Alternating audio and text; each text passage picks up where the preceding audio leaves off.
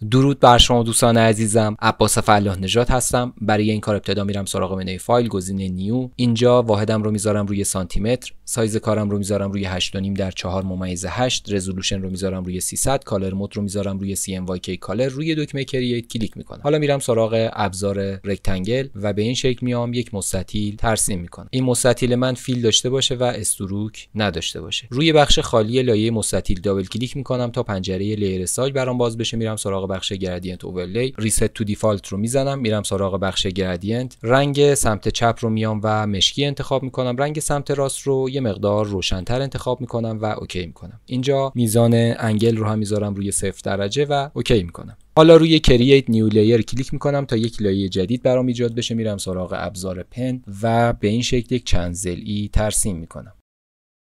میرم سراغ ابزار کروچر پن، روی ضلع بالایی کلیک میکنم تا یک پوینت ایجاد بشه و به این شکل یه مقدار به سمت چپ هدایتش میکنم. همین کار رو برای ضلع پایین هم انجام. حالا دکمه های کنترل به اضافه اینتر رو میزنم تا سلکت بشه. رنگ فورگراند رو اینجا به دلخواه انتخاب میکنم. دکمه های آلت به اضافه بک اسپیس رو میزنم تا این قسمت با این رنگ پر بشه. حالا دکمه های کنترل به اضافه دی رو میزنم تا دی سلکت بشه. حالا برای ایجاد گردینت برای این قسمت روی بخش خالی این لایه دابل کلیک میکنم تا پنجره لیر استایل برام باز بشه. میرم سراغ بخش گردینت اوورلی و اینجا روی گردینت کلیک میکنم. من نیاز به 4 تا پالت رنگی دارم. پالت رنگ سمت چپ رو میام و قهوه‌ای تیره انتخاب میکنم. پالت رنگ دوم رو میام و قهوه‌ای روشن انتخاب میکنم. پالت رنگ بعدی رو میام یه مقدار نسبت به پالت رنگ دوم تیره تر انتخاب میکنم و پالت رنگ آخر رو هم میام تقریبا نخودی رنگ مایل به زرد انتخاب میکنم و اوکی میکنم. حالا میرم سراغ بخش دراپ شادو و این گزینه رو تیک میزنم. میزان پارامترهاشو به سلیقه خودم به این شکل میام و تنظیمش میکنم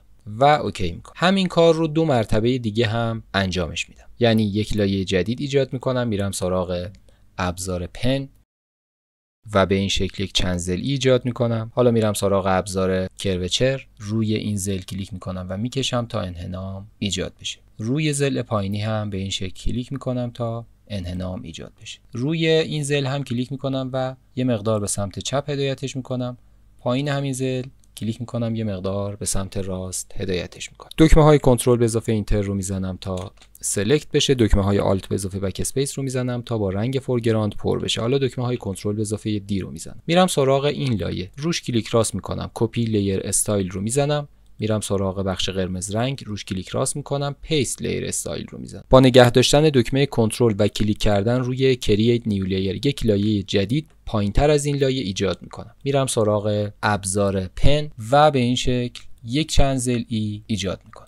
حالا دکمه های کنترل به اضافه اینتر رو میزنم تا سلکت بشه. دکمه های آلت به اضافه بک اسپیس رو میزنم تا این قسمت با رنگ فورگراند پر بشه. دکمه های کنترل به اضافه دی رو میزنم تا دی سلکت بشه. روی بخش خالی این لایه دابل کلیک میکنم تا پنجره لیر استایل برام باز بشه. میرم سراغ بخش گردینت اوورلی، اینجا روی ریست کلیک میکنم. پالت رنگ سمت چپ رو تیره انتخاب میکنم. پالت رنگ سمت راست رو یه مقدار روشن‌تر انتخاب میکنم و اوکی میکنم. زاویه رو میذارم روی 0 درجه و اوکی میکنم. مجددا همین کار رو تکرار میکنم.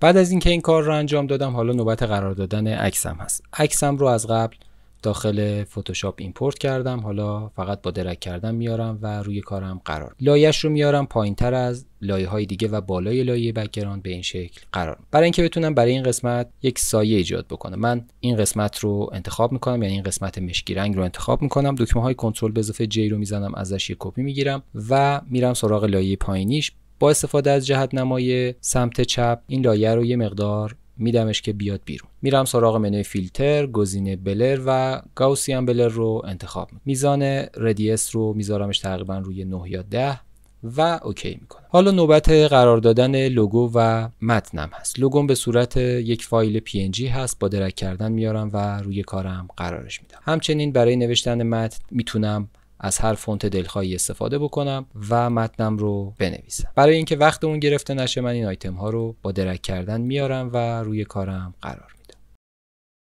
بسیار عالی. به راحتی من تونستم این کارت ویزیت جذاب رو طراحی بکنم. فقط فراموش نکنید که فضای امن کار رو هم در نظر بگیرید. برای این کار میرم سراغ منوی ویو، گایدز و نیو گاید لیاوت رو انتخاب میکنم.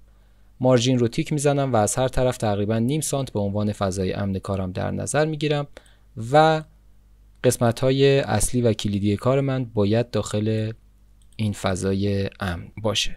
امیدوارم که از این آموزش لذت برده باشید. روز و روزگارتون خوش.